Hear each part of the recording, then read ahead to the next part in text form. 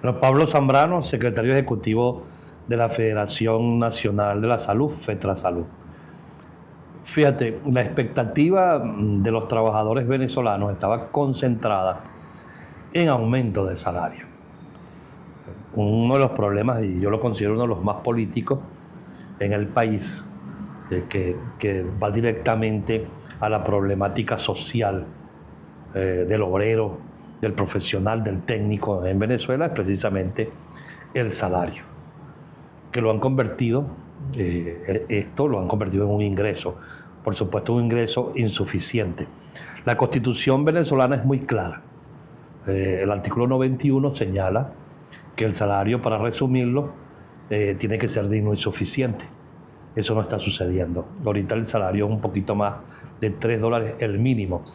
Y el gobierno se reserva legalmente establecer un salario mínimo. Pero ese hecho de que el gobierno se reserva establecer un salario mínimo tiene el sentido de que está en la obligación el Estado de otorgar un salario mínimo de acuerdo al artículo 91 de la Constitución, o sea, digno y suficiente, o sea, proteger al trabajador, proteger al hombre que produce, a la mujer que produce. Y las expectativas de los trabajadores, por ser tiempo, digamos, electoral, estaba concentrada en mejorar el salario. ¿Por qué? Porque se está eliminando de facto el salario como tal, que tiene rango constitucional. Se está eliminando de facto las pensiones, los montos en pensiones y jubilaciones, las prestaciones sociales de los trabajadores y en sí la contratación colectiva. Además de otros beneficios como los bonos vacacionales, que es muy clara la ley. O sea, cuando tú cumples un año de servicio te corresponden las vacaciones. Y esos días de vacaciones, bueno, se te debe otorgar de acuerdo al contrato colectivo un bono y también de acuerdo a la ley. Pero ese bono es para el disfrute. Cuando la base de cálculo son $3, no recibes el bono correspondiente para disfrutar tus vacaciones. O sea, que se elimina de facto la recreación del trabajador y también del adulto mayor que ya dio su vida y que recibe un bono recreacional de acuerdo también a los contratos colectivos. Entonces, esa era la expectativa. Aumento de salario, no $30 más en bono, que es un bono, digamos, discrecional. El que da el gobierno lo da a través de la plataforma Patria.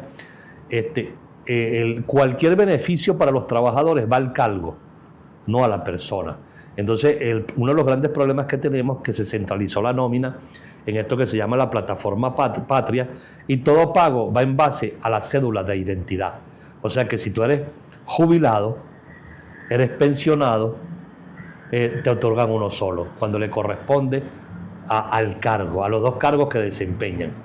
Y esa es una de las situaciones que venimos también reclamándole al gobierno, y es uno de los digamos, de los errores cometidos desde lo que significa una política laboral que ha ido en contra de los trabajadores venezolanos. Fíjate, hace 2 años llegó a Venezuela la Organización Internacional del Trabajo, un órgano mediador debido a que hubo un juicio conocido como Comisión de Encuestas. O sea, fue juzgado el gobierno venezolano. En los más de 100 años que tiene la Organización Internacional del Trabajo, se han hecho unos 13 juicios y entre esos entra, digamos, el gobierno venezolano por denuncias de los empresarios, sobre todo, y por supuesto después se tomaron en cuenta las denuncias de los trabajadores. Esto tiene que ver con la fijación de salario mínimo, con el diálogo social y la libertad sindical. Esas son las bases de la denuncia. Eso, en esos 2 años que ha servido de mediador, cualquier discusión tenía que ser en base a fijación salario mínimo, diálogo social y libertad sindical. La fijación del salario mínimo tenía que establecerse una metodología. Supuestamente, después de 2 años se estableció la metodología, pero el gobierno no la quiere publicar en Gaceta. Eso es lo que alegan los representantes de las centrales sindicales. Pero Fedecámara y Fedindustria hicieron una propuesta de congelar el salario por 2 años, debido al tema de que el gasto fiscal, o sea, que sería aumentado por prestaciones sociales, por contratos colectivos, generaba más inflación. Entonces, que la forma de controlar la inflación era esta. Por supuesto, nosotros no estamos de acuerdo, porque la crisis no podemos pagarla nada más los trabajadores.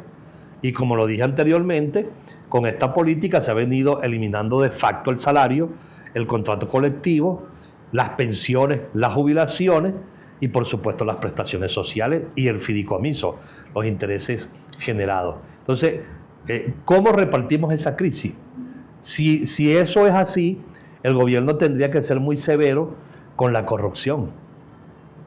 O sea, la corrupción sería clave, el ataque a la corrupción, para que no se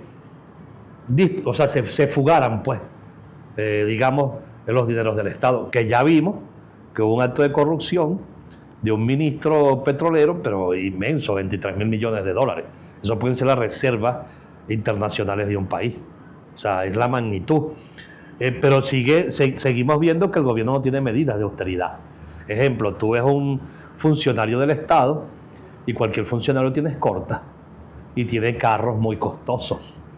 Entonces, inclusive llegan a los actos políticos y llegan esas camionetotas, no solamente los del gobierno, también sectores de oposición que manejan gobierno, como esto que le llaman el gobierno interino, que sigue existiendo. Entonces, no les da vergüenza llegar a donde está la gente asalariada, digamos, pasando trabajo, y llegan, digamos, con esos carros y bueno, y las vestimentas. Ahí, según tengo entendido yo, que hay políticos que se ponen la ropa una sola vez y la botan. O sea, después ropa nueva de nuevo. Eso sucede en el país. Y cuando hablo del estamento político en general. Entonces, el sacrificio de los empresarios, igualmente. El empresario dice, bueno, yo no puedo pagar estos salarios, yo no puedo aumentar el salario, pero el empresario vive muy bien con su familia, vive muy cómodo. Entonces, el que produce es el que ha pagado la crisis. El obrero, el profesional, el técnico, el que produce en el país, el que le da la vida como un jubilado o un pensionado durante 30, 35, 40, y en el caso nuestro, en la salud, hay gente que trabaja hasta 45 años de servicio prestándolo. Entonces, no está bien repartida la crisis. ¿Ves? No está bien repartida. Porque cuando el empresario dice que él paga mucho más que lo que paga el gobierno, tampoco eso va ni siquiera al 50% de lo que significa el artículo 91 de la Constitución, que señala claramente que es digno y suficiente. Entonces, ese es uno de los grandes problemas. O sea, cómo repartimos la crisis, cómo se sacrifica también el empresario, el gobernante, así como lo hemos hecho nosotros los trabajadores. En el momento que tú dejas que se pulverice el salario, que eso nace en el 2018, medidas económicas donde inclusive se establece la paridad del dólar oficial, valga la repetición, y paralelo. Desde ese momento, el salario lo dejaron que se hundiera al fondo, pero sí mantuvieron la paridad entre el dólar oficial y el paralelo hasta el sol de hoy. O sea, el gobierno le buscó solución de alguna forma al tema, digamos, de la inflación y las devaluaciones, sacrificando el salario de los trabajadores. Entonces, ¿cuál es la base de cálculo de cualquier beneficio en Venezuela? El salario. El salario mínimo te empuja la escala salarial, que va dirigida, la escala de sueldo, que va dirigida a profesionales, técnicos y trabajadores administrativos. Y el tabulador de obreros, que va dirigido precisamente a la clase más necesitada, que es la clase obrera. Y de ahí se deriva en las cláusulas económicas del contrato colectivo. Si tú tienes un salario de un poquito de más de $3, eso no genera nada. No te genera beneficio alguno, ni te genera prestaciones sociales, ni te genera fideicomiso. Entonces, ¿qué es lo que han venido realizando? ¿En qué han sido efectivas las acciones tanto de empresarios como del gobierno? Bueno, en eliminar de facto las prestaciones sociales que tienen rango constitucional el salario que tiene rango constitucional, las pensiones, las jubilaciones que tienen rango constitucional y todas las que te mencioné también tienen rango legal. ¿Por qué? Porque están en la Constitución y están en las leyes. El que dicta el decreto de inamovilidad es un decreto ley, para que quede claro, dictado por el propio presidente de la República, que se ha venido realizando constantemente. O sea, cuando se vence el decreto ley, es renovado mediante otro decreto. En el sector privado se cumple. En el sector público se han despedido miles de trabajadores utilizando algo que se llama cambio de modalidad de pago. Ejemplo, te voy a poner un ejemplo en la pandemia. En la pandemia hay trabajadores que les daba COVID, pero no los llevaban al hospital de Coche, te pongo un ejemplo, los llevaban al hospital de los Magallanes. Ese trabajador con COVID quedaba hospitalizado. El trabajador, de repente, la familia, por alguna razón, porque estábamos todos encerrados, no iba a avisar. El trabajador de repente o no se llamaba. Entonces ese trabajador le suspendían el salario, le hacían el cambio de modalidad de pago. Entonces ese trabajador, cuando de alguna manera avisaba, ya el trámite estaba hecho, y para restituirlo en la nómina pasaban inclusive hasta 6 meses y otros tenían que acudir a la Inspectoría del Trabajo. En la Inspectoría, como se viola la ley de inamovilidad, de una vez lo mandaban a reenganchar. Pero entonces representantes que son subalternos del presidente de la República, Nicolás Maduro, que es el que emite el decreto, decían que no. Entonces te obligan a ir a un juicio administrativo y luego a un juicio en un tribunal. De eso tenemos infinidades de casos todavía. Y de eso se despidieron miles de trabajadores en el país, violentando la inamovilidad. Y en este momento eso sigue sucediendo. Eso sigue sucediendo en el país. Se violenta la ley de inamovilidad laboral, siendo un decreto del propio presidente. Yo considero, y esto es para que lo tome en cuenta el fiscal, que esos funcionarios que han cometido este tipo de hechos han cometido un delito, porque lo cometieron en la pandemia. Y entonces hay trabajadores, hemos tenido casos de trabajadores con niños en situaciones especiales, que han sido despedidos. Hay unos que no han sido ni siquiera reenganchados. Tuvimos un caso en el Ministerio de Salud de una señora que tenía una niña de 12 años, parapléjica, y fue despedida. Y fue inclusive en una oportunidad ella habló con el presidente Nicolás Maduro y él la atendió y dio órdenes de que la ayudaran, y las órdenes no se cumplieron. Imagínate tú. Sin embargo, seguimos insistiendo y por fin logramos, a través del ministro del Trabajo, debo decirlo porque uno tiene que decir las cosas como son, Francisco Torrialba, que la señora fuera restituida y por supuesto se le dieran los beneficios que le correspondan y le pagaron sus salarios caídos. Pero fíjate toda la vuelta que dio esto, simplemente porque violaron el decreto de inamovilidad laboral. Bueno, no solamente a dirigentes sindicales, también a trabajadores que levantan la voz. Entonces tienes trabajadores que han levantado la voz judicializados y también despedidos sin importar la inamovilidad. Eso ha pasado. Tenemos casos puntuales que podríamos señalarlos. Tenemos muchos trabajadores que fueron detenidos. Todavía por ahí hay unos dirigentes sindicales que son de corte oficialista, pero hicieron un acto, digamos, una protesta en Sidor y están presos. Hay uno que se está señalando que está muy mal de salud, creo que es apellido Romero, el compañero. Bueno, ese trabajador tiene que ser liberado, igualmente el otro, porque ellos no cometieron delito alguno, fue un delito, o sea, no fue delito alguno, sino que ellos accionaron en favor de los trabajadores. Casos que fueron mucho antes, el caso de Rubén González, que estuvo 2 años preso en La Pica. Hay un profesor en el estado Sucre que todavía está detenido. Eudis Giró, un trabajador petrolero. Así también tenemos gente que ha tenido que irse por las presiones. Y el otro hecho es la jubilación express. O sea, tú levantas la voz, tienes los años de servicio, jubilado. Te sacan de la nómina y te jubilan.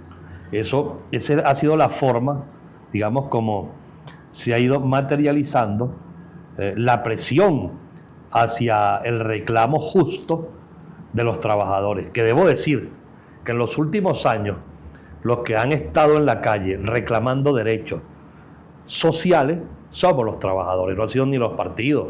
Y no por esto es que estoy hablando mal de los partidos, que no lo interpreten de esa forma, pero hemos sido los trabajadores que hemos estado en la calle dándole la cara y reclamándole al gobierno el cumplimiento de la Constitución, las leyes, el contrato colectivo y por supuesto la dignificación del salario. Bueno, vamos a hablar claro, no es $4, es un poco más de 3, un poquito más de $3. De eso puedo hablarte. En la pandemia, de 20, 21, 22, el salario llegó a $1.7. Era el único ingreso. Y le daban bonos a trabajadores, digamos, que ellos elegían. Por ejemplo, tú estás en el área de COVID, te daban un bono. Podría ser de $100. Los demás tenían que ir a trabajar con su corazón y con lo poco que recibían y, por supuesto, emprender. ¿Qué pasa? Un trabajador con esos salarios, bueno, hay unos que vendían cositas en su casa. Llegamos a tener trabajadores que vendían hielo en los barrios o hacían alguna cosa de manualidades, sobre todo las mujeres. Yo llegué a conseguir compañeros en algunas zonas y cerca de su casa emprendiendo, vendiendo comida. Y en estos tiempos se estableció a partir del 2022 la política de los bonos, que ahí viene el tema del ticket de alimentación. El ticket de alimentación que es recordado por los trabajadores en el gobierno pasado, que es el gobierno del fallecido presidente Chávez.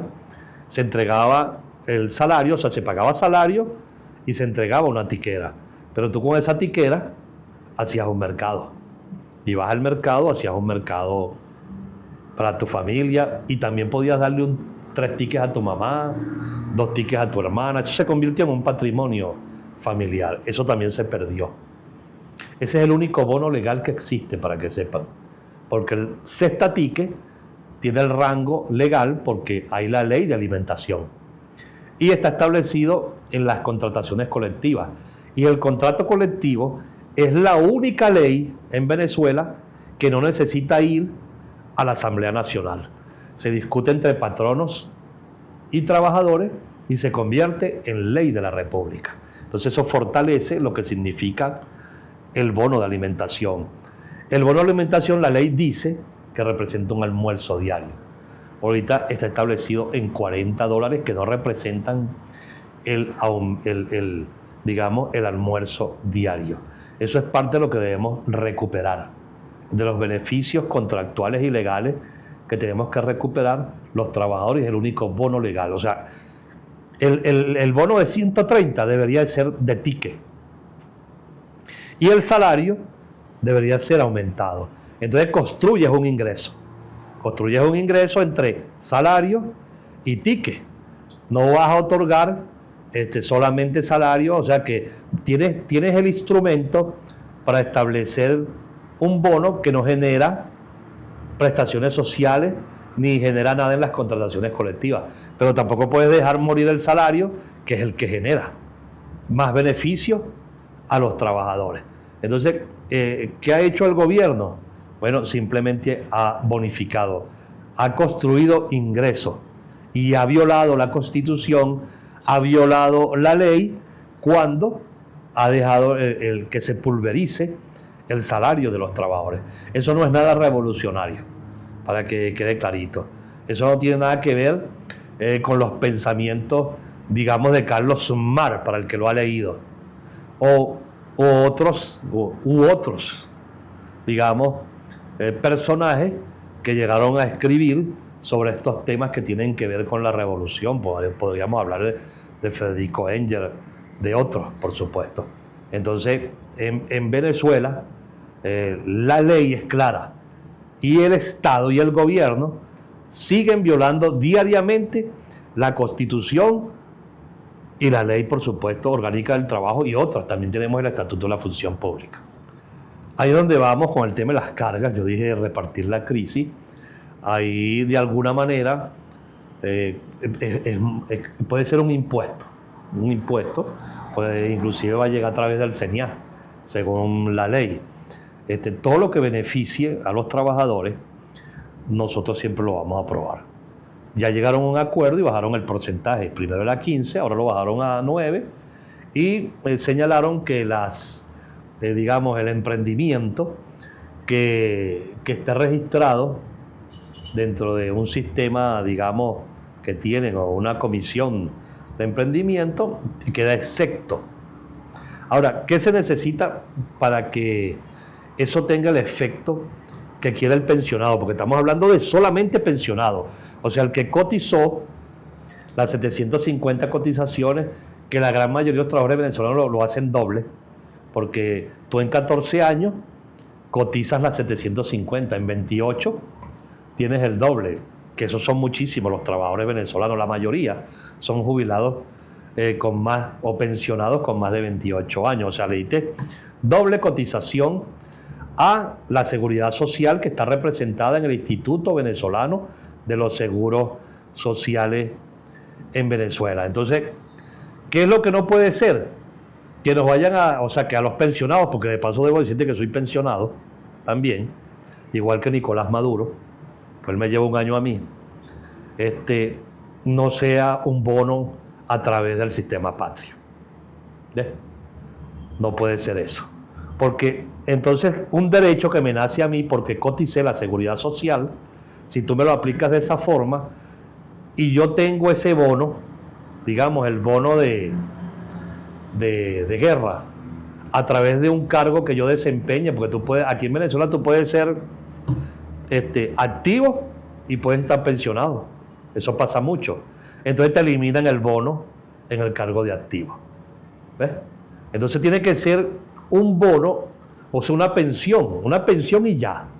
¿Cuánto es la pensión? Ejemplo, $200, que deberían de hacer el esfuerzo para darle como mínimo 200, debería de ser el artículo 91, pero ante la situación de comenzar a recuperar las pensiones, bueno, $250 a un pensionado para comprar medicamentos. Acuérdate que el adulto mayor necesita medicamentos.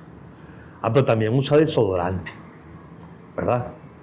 Cepillo de dientes, crema dental. O sea, todo el gasto de una persona o un adulto mayor.